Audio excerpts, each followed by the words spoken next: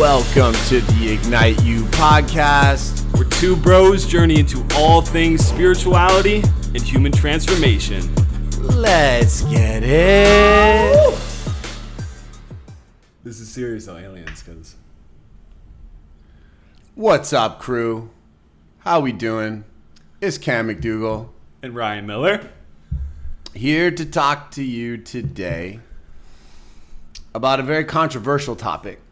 About a somewhat, I don't know another word other than crazy topic. Yeah. But I don't want to use that word because some people would hear that and be like, yo, what you talking about? It's not crazy. It's totally normal. Conventionally crazy. CC. Yes. Conventionally crazy. Out of the ordinary. Out of the Some ordinary. would say. Some might say. Yes. But today we're going to talk about, I keep wanting to say angels and demons. Like the book. I'm like, that's what wants to come out. Yeah, we're going to talk about aliens, who some might say might actually be angels. Potentially. Demons. And Our own personal experiences with interdimensional beings and realities. Yeah. Thought I'd add that on there. And realities. Okay. I like that. Great. Right on. Perfect. Good addition. Yeah, so today is going to be more of a story time kind of session. We're going to share stories, our experiences with aliens, demons, interdimensional beings, and the encounters we've had, the things we've experienced along our journeys, and what we think about them today. And it's going to get weird, per usual. It is going to get weird. And you know that one of our pillars is curiosity. And for both of us, I think we're in similar boats where if I had read the title of this podcast or if I had heard humans talking about things the way that we're about to talk to them, I might be a little concerned for their being. Yep. But after years and years and years of entering these realms and plant medicine and breath work and ceremonies and doing all kinds of wild my view on it has changed quite a bit. Yeah. On that, like, I've grown up conventionally curious about aliens. Like, in the conventional sense where I'm like, ooh, UFO, maybe I just saw a UFO, or maybe it was a shooting star. Like, I don't know. But in the conventional sense, I've always been kind of curious in aliens and these concepts and ideas of theories around other beings because it just made sense, like on a practical level. I think it's a scientific, like a statistic fact that aliens exist. It's like a statistic fact. It's yeah, it's like a probable statistic fact. Most likely no probable. Uh-huh. Most likely 100%. Can you say that? You did it, so too late. So it's there. Yeah. It's out there. How did you think about it growing up as well? Like in the conventional sense, did you always have a belief or was it just, what were your thoughts on it kind of in your upbringing in your youth? Man, I was a weirdo, bro. Okay. I can see that. You can see that written all over my face now. So when I was younger, I used to pray to a higher being before I even really knew what religion or spirituality was. So I had this ritual when I remember doing this when I was like 5 or 6. Like I had these weird little rituals where I would lie down and I would just like close my eyes and I'd say, make a sound and that's what I'll call you tonight. And I would listen and then I'd hear a sound of a car driving by or something. And then I'd recite that sound in my head and I'd be vroom. like, vroom, right? Okay. And I'd be like, okay, that's your name tonight. And then I'd just be like, please watch over my mom and please watch over me. And, I do kind of almost like a meditation with that. And so for me, there's always been a connection to something more from as far as I can remember, to be completely honest. And when it came to, like, I loved sci-fi. Yeah. Like, I loved, like, the concept of aliens and other things out there. And, I don't think that I really necessarily like consciously believed in them when I was younger, but like you, I think I was curious. I was like, I had a feeling, it's like the idea. Yeah, it's like they'd be really cool. Except if War of the Worlds happened. Yeah, that one was scary. There's a few scenarios where I was definitely terrified. Yeah. I'm like, I don't want it to happen. Yeah. Like I remember when I was young, I had a vision more than a dream because I was awake, and it was the night before Easter, and I saw the Easter bunny. And I walked out, I saw the Easter bunny. It had this huge long tongue, and it's like, whoa. And and it like had all these Easter eggs, and like set them down. Like, was it an actual bunny with that tongue? No, it was like a dude in a costume with that. It was crazy. It was like this combination of things. Weird. It was like it felt like a person in a costume. Wow. With this big tongue. So I just had a fear set in from that day on of Easter. I was young when that happened. So every time Easter came around, like I had to sleep with my parents. So I was like, up until this day, I sleep with my parents in Easter. And it's like, it was this thing where, I created it in my own mind, but it became like the reality around that thing. So, there were definitely circumstances where I'm like, these ideas and concepts are interesting and curious, but also caused a lot of fear for me when I thought of these other beings being possible. Like, I definitely believed that. Yeah, definitely. So. Well, I love that. And I think it's really important to highlight. This is an extremely controversial topic, right? Like some of the things we're gonna share in this podcast about our personal experiences are gonna be out there. Like, honestly, people might hear this and be like, "You guys are kind of up," you know. But at the same time, we think it's a really important conversation to have because we're curious and we don't ever want to discount anything. Because let's be real here for a moment. Mm-hmm. We're all living on a floating orb in the middle of vast, infinite space. It could be flat, whatever. I mean, anything's possible. Son, we're going into flat Earth theory now. I'm just saying we don't know, right? Isn't that the thing? You're right. We don't know. Maybe space doesn't even exist. Whoa, maybe it doesn't. We don't know. It's all a dream. It's all a dream. What? It's all projection. But if it's all a dream... Who's sleeping? Oh, my God. Anyways. So, you may get triggered by some of these ideas and concepts. But you also might resonate with it, and you might feel seen in it. It might not feel like you're so separate from in it. You might hear some things that you're like, oh, I actually think I've had something like that occur for me before. Mm-hmm. Which is why we're talking about it, which is why we're bringing it here to the show today. We like it. We're ready. Okay, so I want to know. Oh. It seems like you came up pretty curious, interested in these topics. But when was your first visceral experience with any of the things we're talking about? It could be aliens, could be demons, could be interdimensional beings. But when was a pivotal moment of like, whoa, this other world or these other things might exist? Mm-hmm. So the first experience I had was when I was about, I'd say 7. Oh, wow. Or 8. Early in the game. Early. And, it's funny. You just met him. He was just visiting us in Costa Rica. I was at Simon's house, and I was sleeping over at Simon's house. And he was a good friend of mine growing up, and his mom took care of me a lot when my mom was working. And so I would always frequently spend the night at his house. I kind of lived there part-time. And I remember waking up one night. I was sleeping on my mattress on the floor.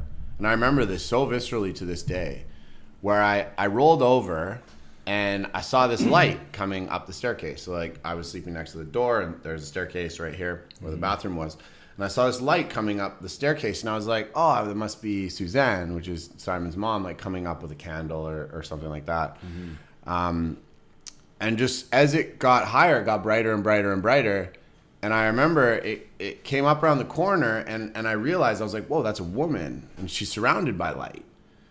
And she came around the corner, looked at me. Still getting goosebumps now when I just say that. Looked at me, and then kept walking past the doorway.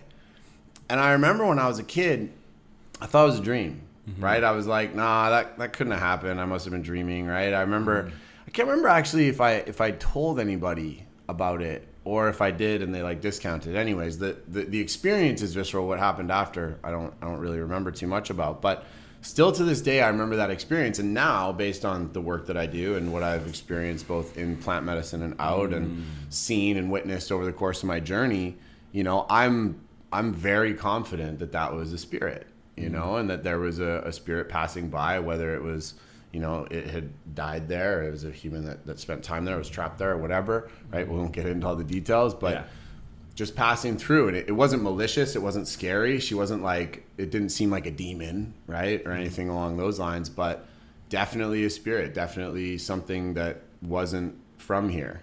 Like I remember she was wearing old clothes. It was a very, It almost reminded me of like a woman carrying like a candlestick, you know, with like the old nightgown and stuff and like head cap. But yeah, that was probably my first experience that I really remember, that now to this day I'm like, whoa, that was my first encounter with a spirit. Okay, so you kind of went back and reflected and like, oh, that actually I count that as being a real experience versus getting it discredited, like it not happening, it being a dream, which for me, I've had experiences as a kid, and I still to this day I'm like, did it or not, because it's very discredited by my parents and everybody, right? It's like, nah, dreams or that, no, you're a kid, you didn't have that experience. Even though I definitely believe kids are much more tapped in than they're wide open. Like they're that's why so many of these things happen to children. Okay, so then I guess the question would come to, as an adult or as a time where you've been able to accept in the moment of reality, because maybe then you're like, ooh, this could be, maybe not. You've come back to accept that. Yeah. But as an adult, what was a moment that was like, this is really happening? And in the moment, you're like, this is real. This is it. Yeah, for sure. So I could go over a bunch of experiences in Sedona that took place, and those are good. those are some good stories. Yeah. And if you've ever been to Sedona and you're on the path and you're spending time opening up your field to various experiences, you probably know what I'm talking about. But the veil is very thin there.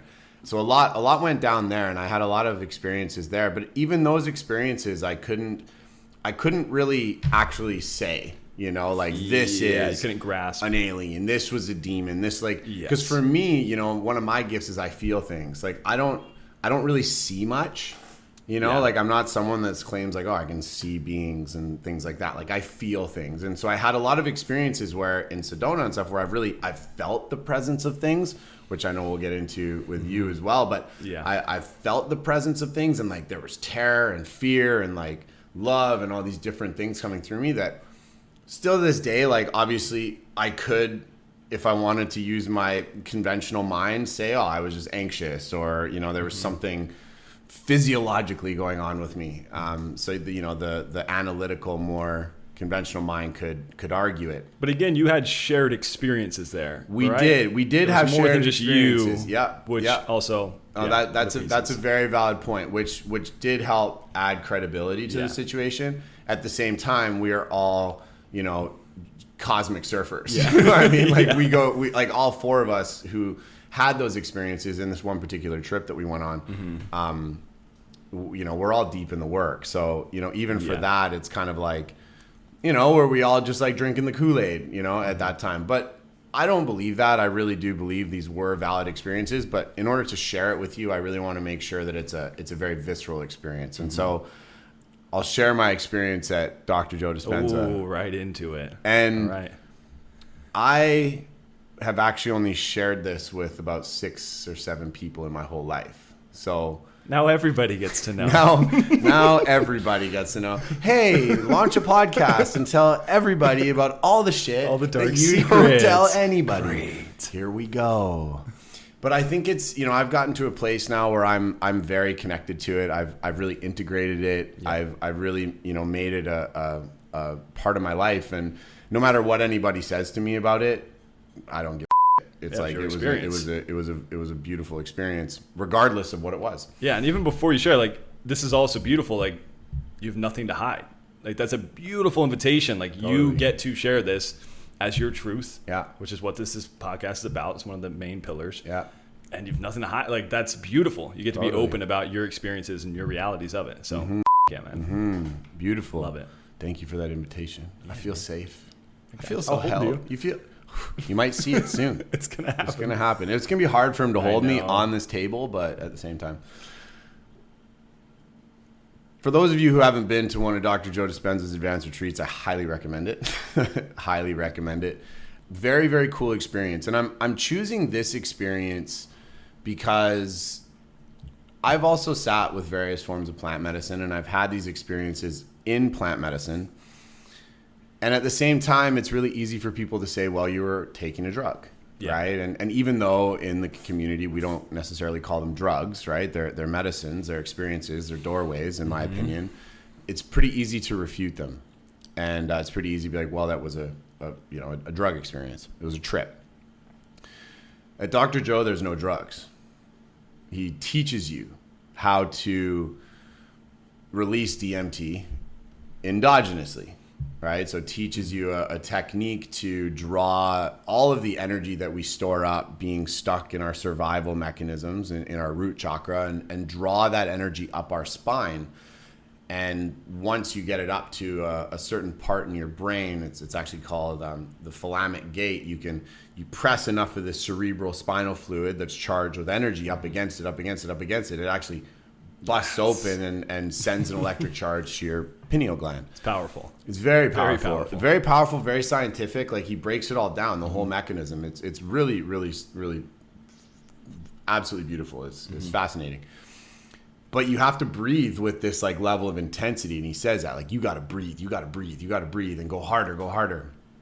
And so, 3-4 days into this 7-day retreat, like, you're spending 6-7 hours a day just slurping cerebral spinal fluid up your spine, like trying to get this, this activation. And, a lot of people go and try, and not a lot of stuff happens. And to me, I went with just this openness. I was like, I don't really care what happens, but, I'm just going to give it everything I've got and take my hands off the wheel. And there was an experience in one of the meditations where it was called priming you for the mystical. I remember that. It was priming you for the mystical. And there was this sequence where you would breathe, you would do this breathing, and then you would suck this energy up, and you would draw, and you would pull, and then you'd release, and then you'd open your eyes, and he would play, on the screen what looked like he called it the kaleidoscope. Also looked like Pinta, kind of like you would have in an ayahuasca experience. And you would open your eyes and you would stare at that, and you would focus your attention on that kaleidoscope, and then you'd close your eyes again, and then you start breathing and drawing, and then you'd release, and then you'd open your eyes again. And so you'd alternate you back and forth between this like visual experience and this breathing experience. Really cool stuff. Like, really, really cool. And there was a moment where my eyes started going like they just started shaking. And it was kind of reminded me of like when you take too much MDMA when you're younger, right? Like everything starts vibrating. Yeah. And I was kind of like, what the is going on? And as it started vibrating, I like shut it down. I got scared. And I was like, whoa, like what is happening? I could just feel this energy building in me. And I remember he's like, if this happens, you have to go into that fear. Like you have, like, in order for this to happen, you have to kind of be willing to like give yourself an aneurysm almost, right? Like, you got to be willing to go that deep. And so I was like, okay, I'm going back in, and I did it again, and I went even harder this time. Sure enough, it came back, and everything started vibrating, and I let it vibrate, and it just like my whole body started humming. And at the time, I was with a partner who was behind me. And she said I was vibrating off the chair. Like, she said my whole body was like just vibrating at such a fast rate that I'm not going to say I was levitating, but it looked like it. Like, I was bouncing so quickly, so fast off the chair. And it got to a point where I could not contain myself. And remember, I'm in a meditation hall with like 1,500 people. Like, this isn't some 30-person thing. Like, I'm in there with 1,500 people. And the vibrations got so intense that I exploded. Like, I can't even express with the mundane English language, like, what this was, but I'll do my best. I exploded, and it was like light beams were shooting out of every cell in my body. What the thing that it reminded me of was like, it's like if you just kept shaking a champagne bottle and it just like exploded everywhere. And I screamed at the top of my lungs, louder than I've ever screamed in my life. Like, I don't even know what was going on, what came out of me. And then right away, the energy came so fast back into my body. It was like an explosion that then collapsed back in on itself. And it came back into me so quickly, and I just started crying, wailing. Like, I've never cried like this in my life. Like, we're talking, I can't even explain it. Just like wailing like a baby. And it was because the amount of love I felt in my body was so intense. It was so intense. And at that point, I just like collapsed. I couldn't move. I got kind of scared because I was like, oh shit, I've just had a stroke. Like, I'm paralyzed because I couldn't move.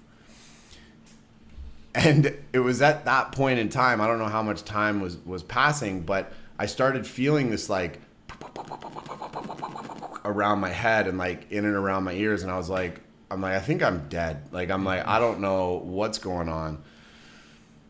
And sure enough, at that moment, this massive being, giant light being, white, massive, huge being came up and at first placed its hand on my head.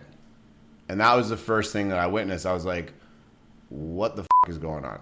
Right? Like, I'm sitting there and I'm going, I can't move. I just exploded.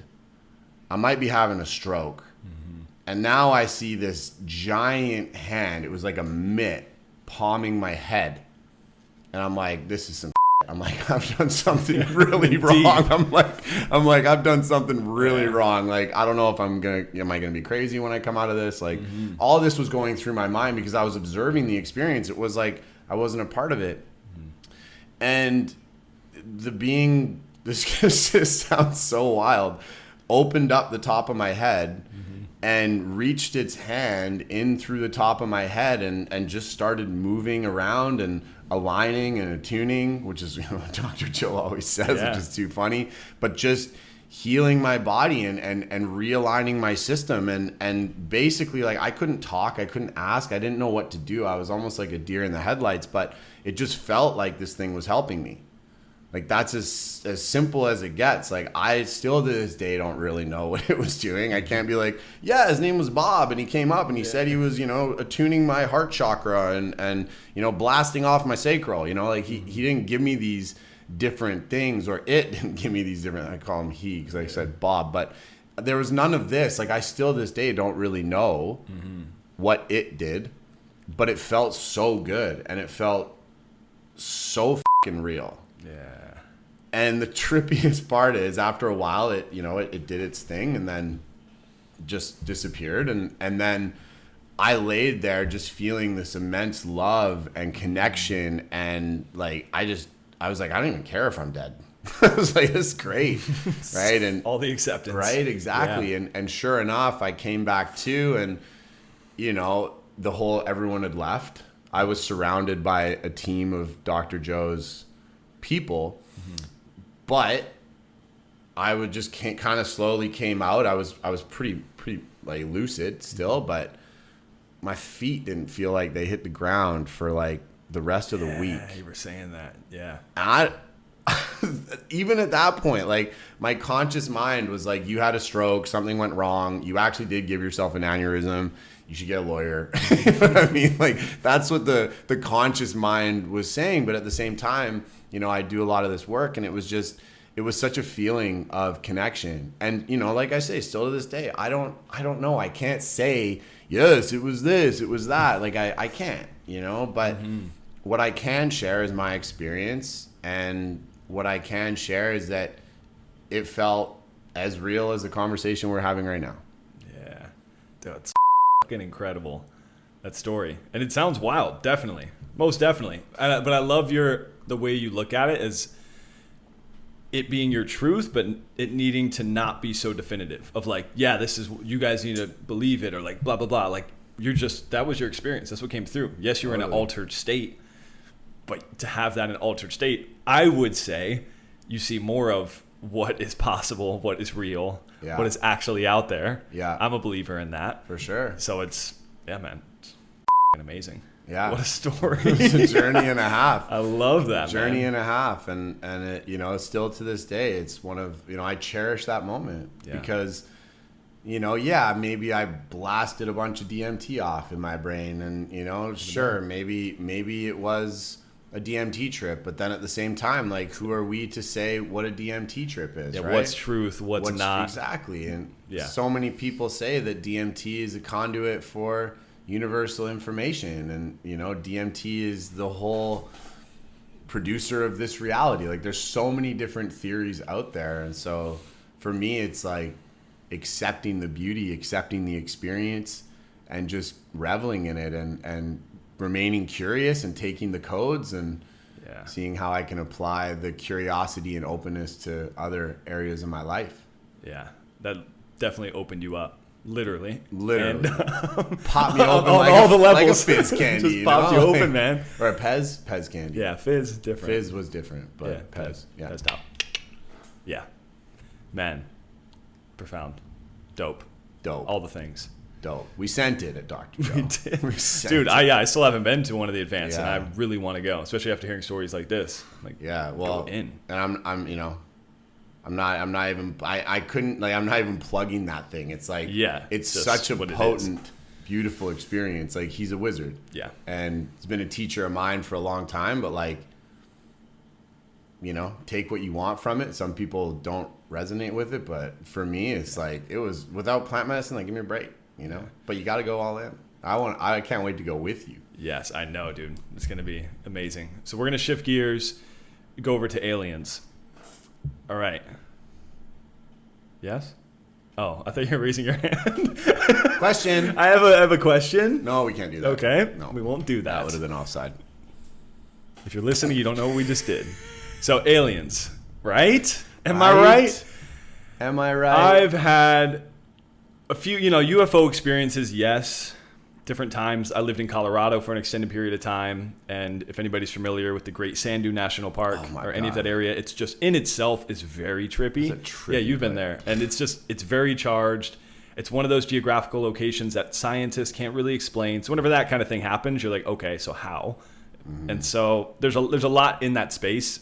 I lived there for about a year, so I experienced a lot. There's like a UFO watchtower. There's a literal UFO watchtower. Yeah, it's called Hooper, Colorado. Yeah, so if you look up a little Sedona. It's a little Sedona. Yeah, if you look up Hooper, Colorado, you'll see the alien watchtower. That's like their claim to fame, the most alien sightings in the U.S. But what I want to share is the time when I was in Bali and I lived in a place called Penastanan. Which is a trippy place. So if anybody has been to Ubud, specifically Penastanan, you know. It's charged up. That is a place that is just known for black magic. It's known for a lot of different energies being in a space. Mm-hmm. And when I initially went to that place, it was like, like black magic, whatever. I didn't really believe any of it. I'm like, sure, I can see how, these different things can be possible, but I'm not going to be affected. If I don't go into it, there's no way it's going to affect me because I don't buy into it kind of mindset. Yeah. So I got a really good deal on a house, right? They're like, no questions asked. You get this like, place. Give me some cash. Cheap. You can have it. Just have it. We're the last people. Dope house, man. There was it's a cool house. Actually, funnily enough, the breathwork journey I was telling you about that Cam led for me was at that house. Not related to the story. Not related to this. Sure. This is before. But the house was really charged up, and it was a beautiful 2-story house, outdoor shower. Like, I could tell you about this amazing house. It had a moat around it. We'll do an episode on Bali houses next. Exactly. Yeah, that'll be the next episode. Bali real estate with Ignite You. And so this place was great, and I paid like $500 a month for it. I was like, oh, it's a really good deal. Why? And they're like, oh, it's okay, family price. And so, weird. But Casual. Started noticing after living there for a little bit, strange things started happening. Like there would be a rainstorm, and I would kind of leave my windows open, like you saw when I went there. I had these the big whole thing was open. Basin. I didn't really close any of the things because it's Bali, so never lock the house. Don't wear shoes. Leave your house open. #Bali. Right? Trust all things all the time. Bali. And so I would get back home after like a rainstorm, and there would just be a dog in my house. I was like, that's weird. This dog should get out. Dog didn't go, and then the dog just stayed there, and that dog lived there now. And that happened. Then another dog showed up, and then another dog. And then at one point there was 5 dogs in my house. And what they started doing, I would go up to my bed. It was upstairs. They would leave my bedroom, come down, and then go protect the front of the house. They would just lay there all night protecting the house. So that feels weird already, right? I'm like, great, I have little protector dogs. Where did they come from? They don't have collars. Why are they here? Don't know. But they like me, and they don't like anybody else. It seems. They just would bark at anybody that would come through. But they're just protecting me. I didn't feed them. I didn't do anything to persuade that behavior. It just happened. I had friends come over that were healers, that were tapped into that work. And they were like, I can't be here. This place is just intense with energy. They were like, I don't even know how you could even be in this space. Like every time somebody would come over, they'd bring their sage, and like to even hang out here, I have to sage your house. And I'm like, sure, whatever. Not really, still not buying into it. I'm like, yeah, okay. I have some dogs. Ooh. And so So the weird stuff accumulated, right? Things are happening. It's strange, but I'm good. $500 a month for a 2-story house in the jungle. Like, I'll take it. We got some dogs. And it started getting really weird when these 3 consecutive nights happened. The first night, I went to sleep, normal night. My dogs left the room. They went out, protected the house, per usual. Night shift. Yeah, and the night shift went up. And if you know Bali or anywhere that's hot you didn't have AC usually, it would just be bug nets, mosquito nets around your bed. So I woke up in the middle of the night, checked my watch. Oh, it's 3 a.m. Interesting. But I'm like wide awake. And then something just fills me with fear. And I feel so intense. My space feels so intense. And again, I'm not somebody to buy into any of the energy that's going on or anything that's being talked about, but this just happened out of nowhere. It's like, I feel like something's in my room right now. To what Cam was saying, of like, I feel something in my space, but I couldn't see because the bug net. And I felt like something was about to grab me, but there was no logical reason why. It was just like, I feel this. And then a sound came in, and it was just, and then knocked me out. I passed out, and I woke up in the morning. So then I woke up the next morning, and I was like, oh, that was crazy. That must have been a dream because there's no way that happened. And so I moved on with my day. No. Next night, go to sleep. Night shift, dogs leave. I'm in my bed. Woke up at 3 a.m. Same thing. Woke up, sat up, and I like touched myself this time. Like, this is happening again. I'm awake. I said it. Knocked out. Same thing. So I woke up the next day like, okay, I was awake. But was I? Like, why did, like, was I? Was that real? Like, still not really. Funny how the mind just, I was like, it couldn't be. Like, what? His experiences. Third night, friend comes and stays over. Didn't tell him. Didn't feel like I had to. So leave that part out. He just happened to come stay over, but it actually wasn't on my mind. It was just like, I woke up, it was really on my mind, but I was like, oh, okay, it probably didn't happen. No. And then it faded throughout the day. I didn't want to accept it. Friends stayed downstairs. I stayed upstairs. Dog shift. They left. 3 a.m. Wake up again. Same thing happens. And I'm like, I am most definitely awake right now. I like pulled things, grabbed things. I'm like, I am awake. And I tried yelling for Callum, who was my friend. Shout out Callum. So he knows the story very well.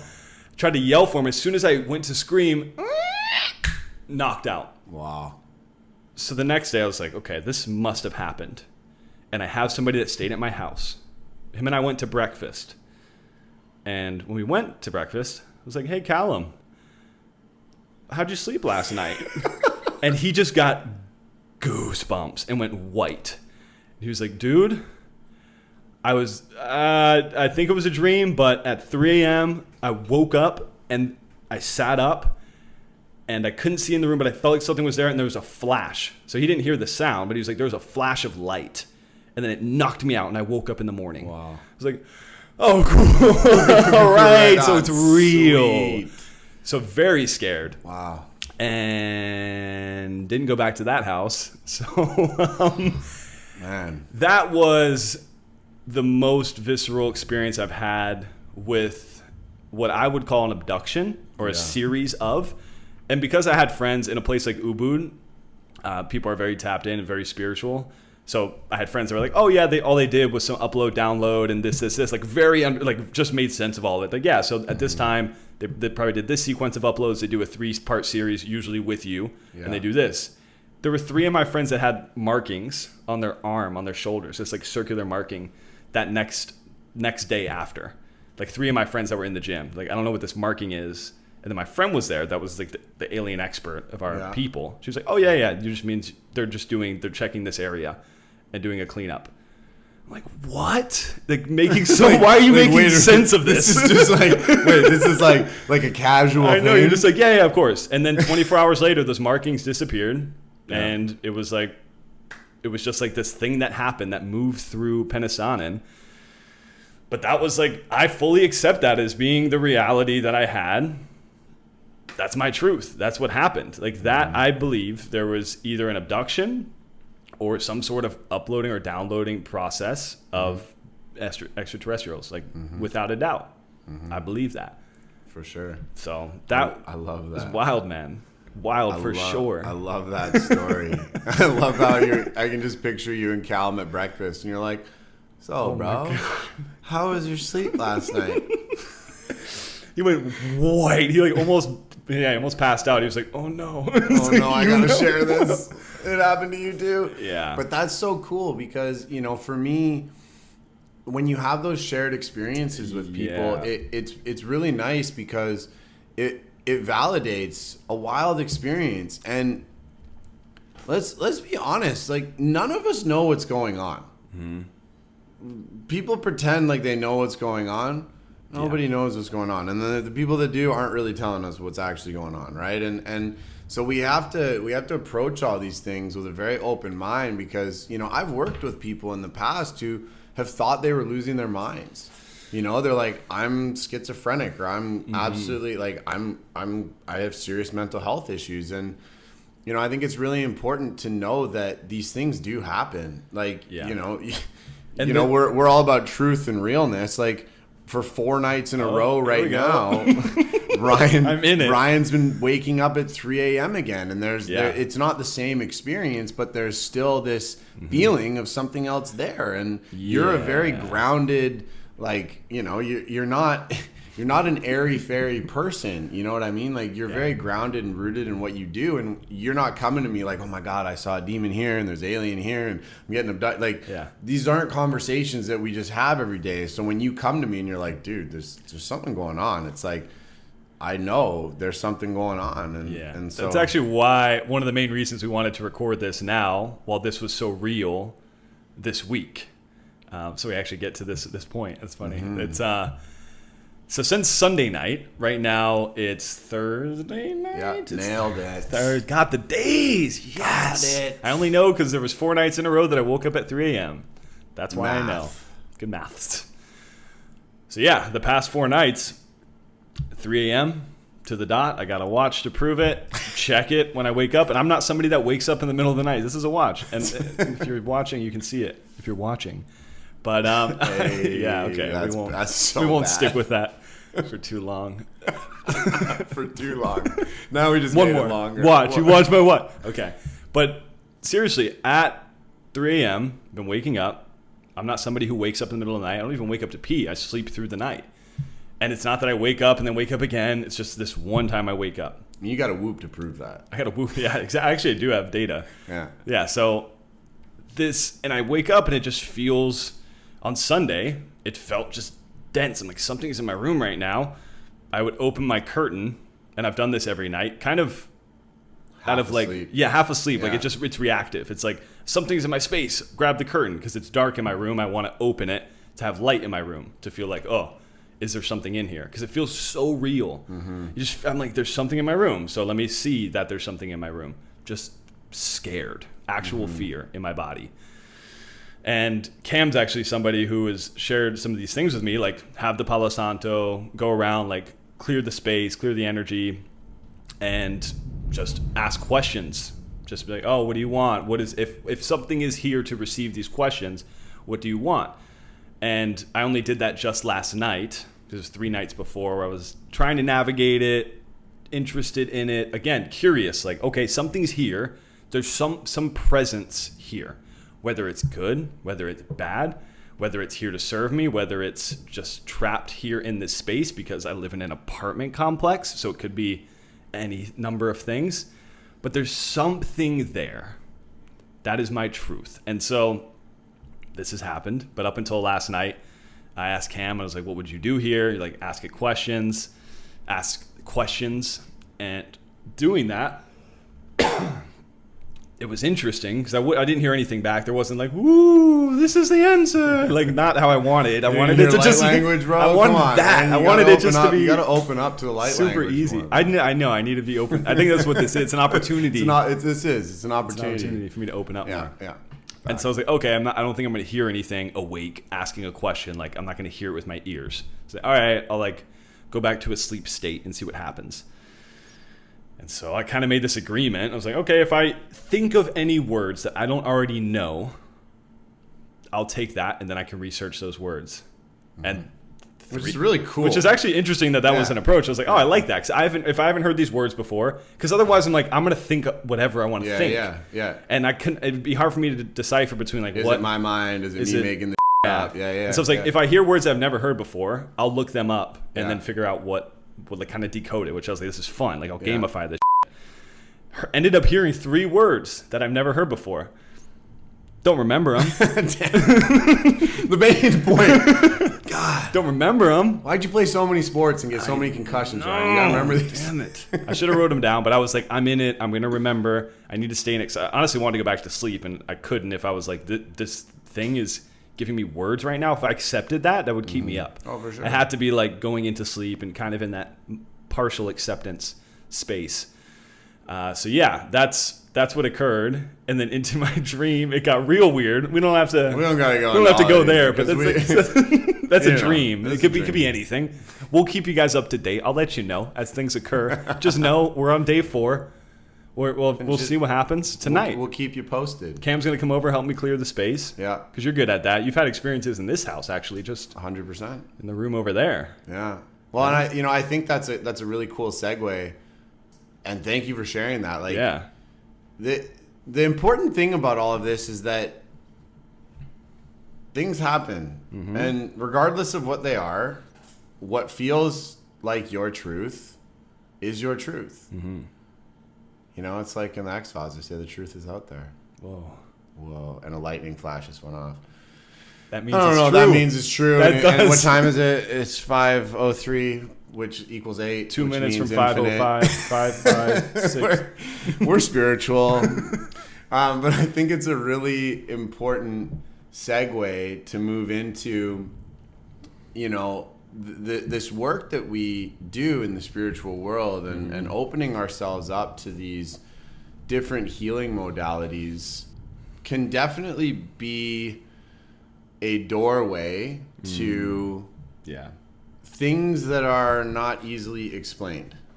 You know, I'll leave it at that. And it'll bring you into areas and realms of, you know, people talking about entities and spirits and aliens and all of these things. And it's so important to know that so many people hear voices and see different things, and those are gifts.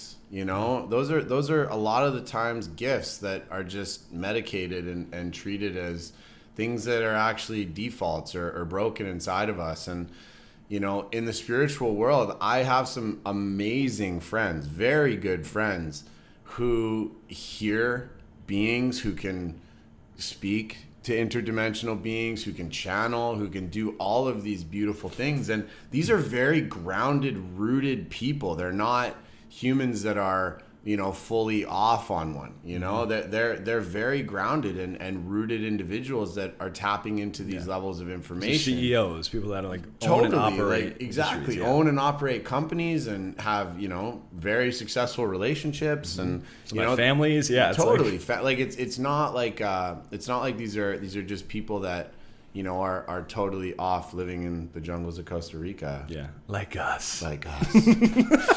But, you know, as you enter this world, you do open yourself up to this stuff. And, you know, a lot of Christian faith, or a lot of, you know, will actually say to avoid things like breath work and plant medicines and things like that, because you open yourself up to entities and different forms of spirits. And, you know, we talk about this a lot in how much we bring reverence into all of our practices. And you know, I really wanted to bring this up because this whole podcast is about igniting you. It's about, you know, bringing you into our experiences and helping you understand, you know, why we are the way that we are. And at the same time, it's really important that you know that if you're using these tools to expand yourself and to grow and to explore these realms, you want to have reverence. You want to have vigilance. You want to be open and curious and stay rooted in love, because there are, you know, that sounded so cliche. Stay rooted in love. That's true. But it's so true, it right? True. It's so true. And you want to make sure that you surround yourself with practitioners and containers and experiences that know what they're doing, and even if, if someone's like, you guys are totally out to lunch and it's all just emotions and ideas and thoughts and figments of the mind, it's like, cool, well, find people with clean emotions and thoughts and figments of the mind who are going to guide you in a direction that's not programming you with other stuff, so regardless of whether you believe in it or not, it's really important that you do go into this work, but at the same time, that there are different things that can happen in these experiences, and you want to be mindful of how you approach them. Yeah, definitely. Yeah, the curiosity is a big one. And even to the rooted in love concept, it's very true. And I think practices are also the things that keep us and anyone in this work to have this structure for yourself consistently. Like for me, this is happening, yes, but it's not dictating my day or like what I'm doing. It's not changing. I still have my routines and my practices and my morning and my evening and the ways that I approach. So it's like being curious and allowing it. And I approach it in kind of this playful sense of like, ooh, what is this? And ooh, I can be in a space of love right now. Ooh, I can create light right now. Ooh, I can be inside of this and see, oh, there's other possibilities. Mm-hmm. And also connect to my power, connect to myself. And we come back to this when we were talking about spiritual bypassing and these other things. It's like, make sure you can ground in yourself, because it's easy to get lost in that world potentially, or those worlds outside of yourself. So it's, discerning the reality you want to play in and grounding with yourself. And like you're saying, being able to talk to people about this kind of stuff. Yeah. Like that's so important to be able to voice some of these things out, even if you think it's weird as like the stories we just shared, weird as for sure. Not the normal conversations. Not Christmas dinner conversation. Probably not. Well, it depends on your household. Like, some households. It's like the friends hanging out, like our crew here. I want to come to that Christmas dinner. But yeah, it's like having the people around to talk about these things with. And something we also wanted to talk about was some things to kind of approach this with, which is what I was going towards, was like you even gave me a tool like, use Palo Santo to kind of have that space. And we're talking about having some routines, but like for instance, if somebody's having these experiences or things are happening and they don't feel grounded in themselves and they're like, I feel like f***ing crazy, like voices, it could be any experience, but like I know you have many tools to kind of ground into that. Not to say one tool is the right way or anything like that, but just things to practice and to ground them with. Yeah, for sure. The funny thing about this is that the most important thing I think is to limit the amount of doorways you have open. Yeah. It's so funny in the spiritual community. Like everyone's like, I'm going to fill my house with so many crystals, and I'm going to fill my house with so many statues of beings, and I'm just going to be constantly doing kriyas, and I'm just going to be constantly breathing. And it's like, if you're doing that all the time and you have all these things in your house, like you're charging up and you're opening up. So, have a space in your house that you do this stuff in, and like keep the rest of it, more muggle like. You know what I mean? Yeah. Like keep it muggle, people. But at the same time, for me, I feel very called to things like sage because I've got pagan roots. I love Palo Santo because of my experiences with ayahuasca and Pachamama. And at the same time, it's close your container. Yeah. Like that's the most important thing is when you open a breathwork journey, you set the intention, you call in your guides or you call in the intention, whatever you guys want to call it. And then when it's over, you close the container. You say, okay, this is going down. This is over. This is it. Even with meditation, like you go into meditation, you meditate, and at the end, it's like have a ritual for cleansing, for closing, for bringing closure to the experience. I think that's one of the most important pieces. And as it comes to, people actually moving through these things and having these experiences, it's so important to be seen and to be heard and to be witnessed in these experiences. So you can't routine that away. Like that's the most beneficial thing. And like, let's be real, people. Like Ryan and I are not your conventional, spiritual demon slayers here. Like this is not we're not, claiming that we're gurus. We're not claiming that we're shamans. We're just curious humans on this journey, on this path. And we're open to having these conversations because we're not taking life just at face value. So, reach out to our communities, reach out to us, comment, get involved in these conversations, because that's going to be so healing to be able to be seen and heard. And I know from personal experience, so many people have just been like, I just needed to share that. I felt like such a weirdo, and it's like, stay weird, people. Stay weird. Share your stories. Share your stories. We want to hear them. And we're all weird. We're all sure. We're weird as fuck. No doubt. Yeah. I feel you. On that note. I think it's a good time. That's a good time. Good time. This has been a good time. We're going to close the container. Let's close this container. Beautiful. As we do, by saying stay lit. Stay lit, human. You're dope.